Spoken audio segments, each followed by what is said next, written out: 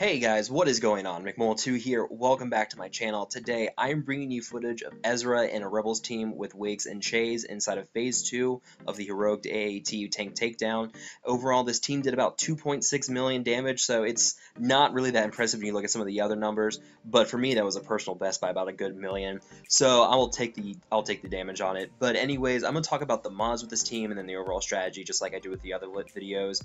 And then I'm also talking about just why Ezra is just so good in this team and what he really brings to the table that just allows him to really help boost the overall damage for this team and just really do some really nasty business when using him in combination with either Wedge or Big. So yeah, let's go ahead and talk about the mods and then we'll talk about the strategy. So first up we have Wedge. You can see that I am going to be running a crit chance and crit damage set on him. You want to do the speed arrow, and then of course you want to do the crit damage triangle. You kind of want to build up his overall crit chance and then build up his speed a little bit as well. You can stack in some bonus offense too, that'll be great. His speed's at 169, it's a little slow for what I want him at, but he's running almost 54% crit chance, which is a pretty good amount for him. And then following that, you're going to have Biggs himself, and of course you want to run him fast, so throwing some speed mods on him. See, he's at 212 speed right now. You just kind of want to throw on some speed with him, make sure he stacks up his crit chance as well, and that's so that when he critically hits with his basic attack, he's going to be giving out a crit damage buff. So getting that on your rebel allies is really going to help keep up that damage, really help boost their damage as well. And of course we have Ezra after him, crit chance and crit damage for him as well.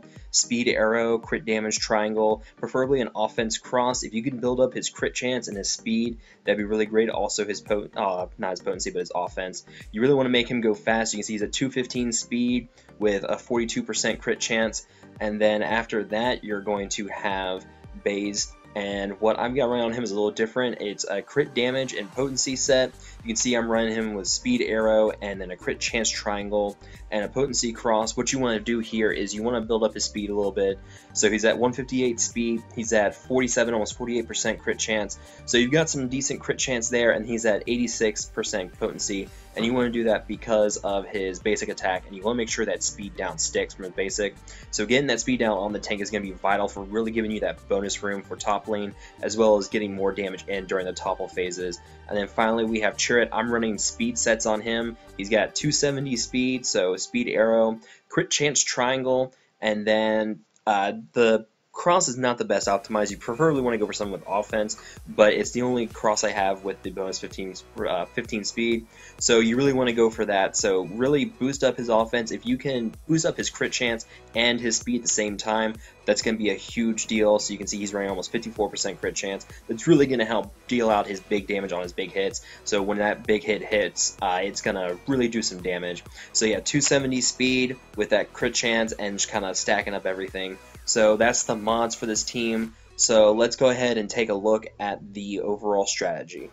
So when it comes to what Ezra exactly brings to this table, you have his special called Watch and Learn, where you can use it to call in an ally to assist, and depending on what ally is called in, it gives different bonuses. Like, for example, if you call in Wedge to attack, and Wedge is an attacker, both Ezra and Wedge will gain 100% crit chance on their attacks.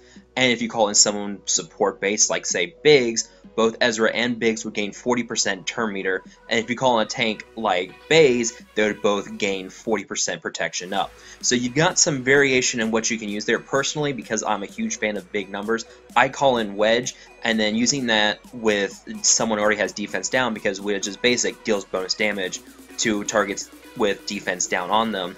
You'd be doing a 40k crit with Wedge plus a potential double tap from Ezra's basic, and you're looking at a good 60 to 70k on that combo alone. So you really get some good damage there, but you can also make the case to call in Biggs, because, you know, getting Biggs at bonus turn meter will really help, you know, call in more Wiggs combos if possible.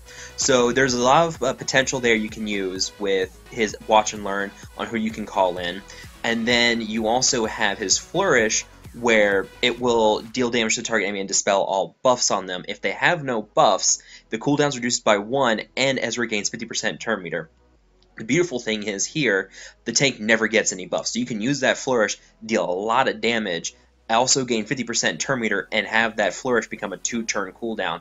It does some really good work. So you can see here, you can call in with that wedge assist, you can see just how much damage that attack just did. So there's a lot of potential damage with Ezra, and that's really nice. He does a lot of damage, not just for himself, but also all in other allies too. You can see there he almost did 30k on that flourish.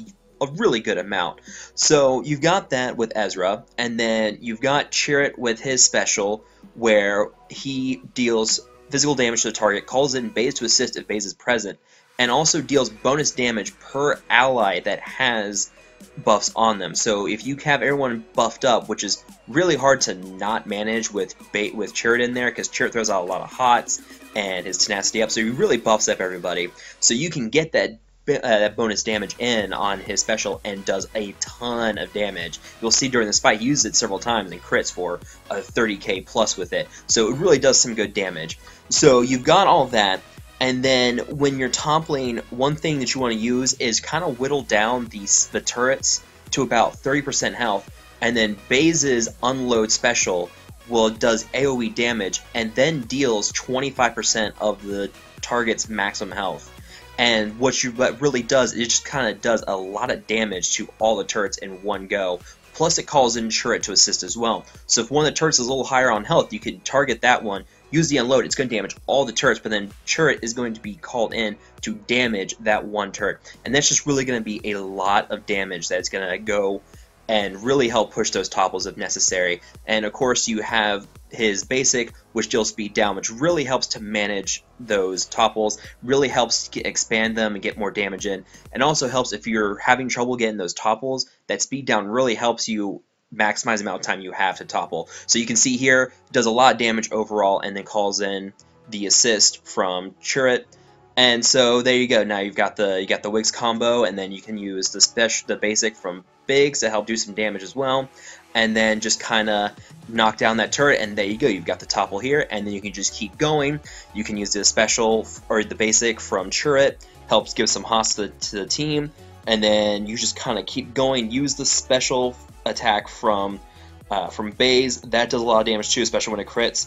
So yeah, you've got a lot of potential damage in here, all because of Wedge's lead, where Rebel allies gain the bonus offense and they heal back for critical hits whenever they defeat an enemy. So there's a lot of potential damage going in with this team overall.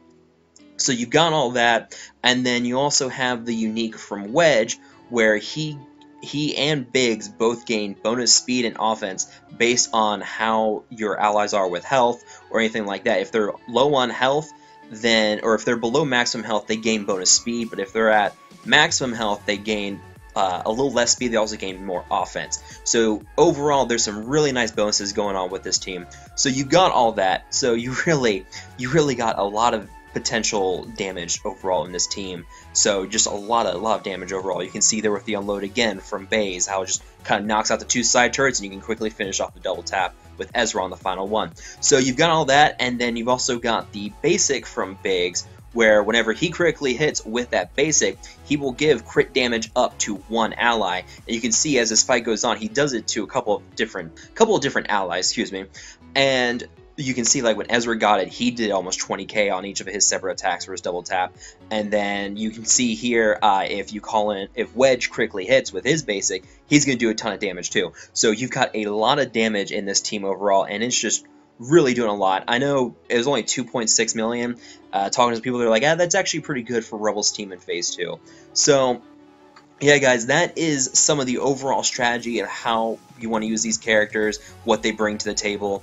So yeah, guys, let me know what you think. If you have questions, feel free to ask, but do remember, I am not here. I'm on vacation technically, so I'll try to answer as I can. One other thing I should point out, Wedge's AoE also really helps if you're trying to get those topples down. So see here, you don't really need to use the unload, but I do it anyways just because. But yeah, now let's push the topple and more topples to go. So yeah, guys, that is it for the overall strategy. Let me know what you guys think. If you all have any questions, feel free to ask, but again, not really here, so I'll try to answer it when I can. But anyways, guys, feel free to like and share this video. Feel free to subscribe to my channel for more content. But anyways, I'll stop talking. I'll let you all finish watching the rest of this video, and I will talk to you guys later.